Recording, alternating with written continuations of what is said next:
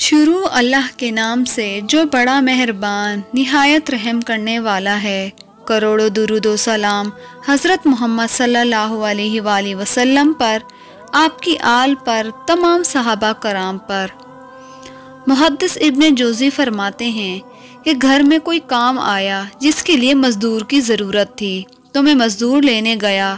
Baghdad کے چوک میں بہت سارے مزدور بیٹھے تھے۔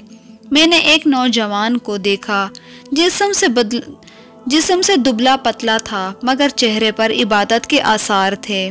میں اس کے قریب گیا اور کہنے لگا، بیٹا مزدوری کرو گے؟ تو وہ کہنے لگا، مزدوروں میں بیٹھا ہوں تو مزدوری کروں گا۔ تو میں نے کہا کہ چلو۔ تو وہ کہنے لگا، میں آپ کے ساتھ کام کے لیے چلوں گا مگر میری کچھ شرطیں ہیں۔ میں نے کہا بتاؤ۔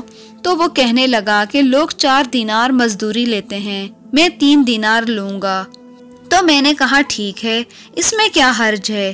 اس نے بولا، میری دوسری شرط یہ ہے کہ میں آپ کی مکمل بات مانوں گا مگر جب آذان ہوگی تو میں کام چھوڑ کر نماز پڑھنے چلا جاؤں گا۔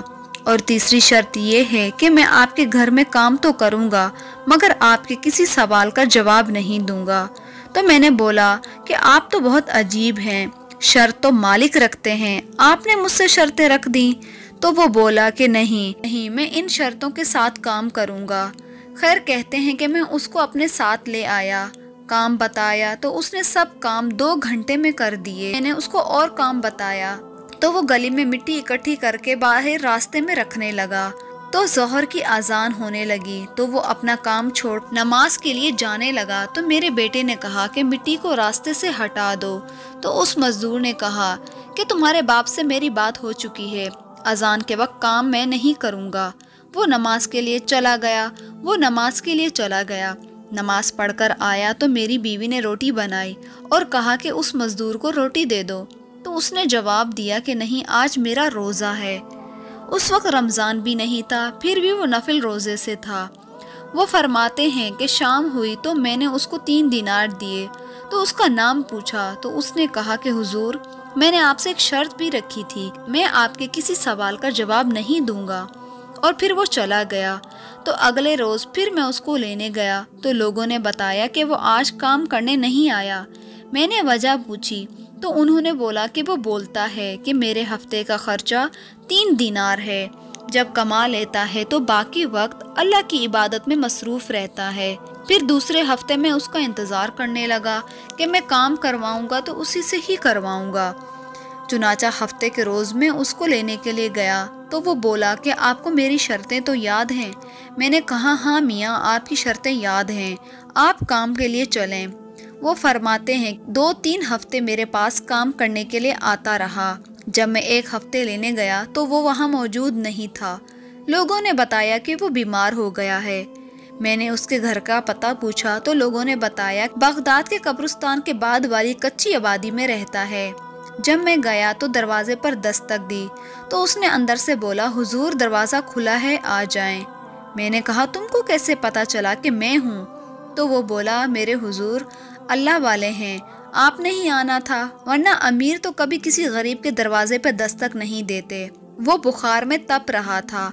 اس نے جیب سے کچھ پیسے نکالے اور ایک انگوٹھی بھی نکالی اور کہا کہ آج رات کو میرا وقت آ جائے گا اور میں انتقال کر جاؤں گا، ان پیسوں سے میرا کفن لینا اور میرا جنازہ پڑھ دینا، اور شام کو ہارون رشید کو یہ انگوٹھی دے دینا۔ وہ آپ سے ملے گا تو نہیں، آپ اس سے کہیے گا کہ اس کی ایک امانت آپ کے پاس ہے اور یہ اس کو دے دینا، اور یہ کہنا کہ یہ آپ کی امانت جو میرے پاس رہ گئی تھی، تو اس کے بعد آپ میری طرف سے فارغ ہیں۔ بس میں نے اس سے پوچھا کہ تمہارا نام کیا ہے؟ تو وہ بولا، حضور وقت بہت کم ہے اور سفر بہت لمبا ہے، اگر آپ اجازت دیں تو میں اللہ کے حضور عبادت کر لوں اور اپنے گناہوں کی معافی مانگ لوں۔ تو وہ فرماتے ہیں کہ میں وہاں سے آ گیا مگر اس کی باتوں نے مجھے ساری رات سونے نہیں دیا۔ صبح جب سورج نکلا تو میں جلدی سے اس کے گھر کی طرف گیا تو دروازہ کھلا ہوا تھا، اور اندر داخل ہوا تو دیکھا کہ کمرہ روشن ہو رہا تھا۔ خوشبو نے میرا استقبال کیا اور وہ ہمیشہ کے لیے چمکتے چہرے کے ساتھ ابدی نیند سو گیا تھا۔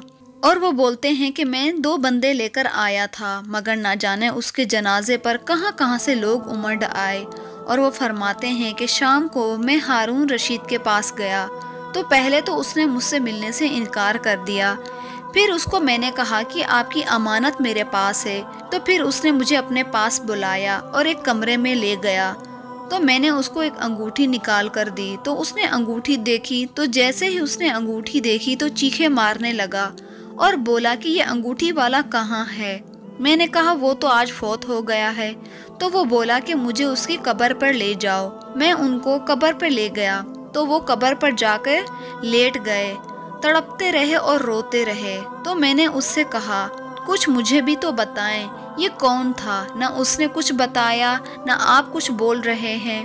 ہارون رشید بولا کہ یہ میرا بیٹا تھا۔ میں نے کہا حضور آپ بادشاہ کا بیٹا، وہ بھی مزدور؟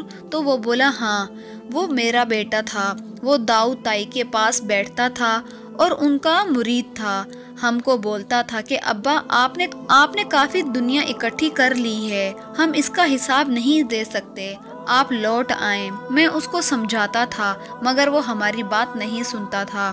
ایک دن وہ بولا کہ آپ کا راستہ اور میرا راستہ الگ ہے اور وہ چلا گیا۔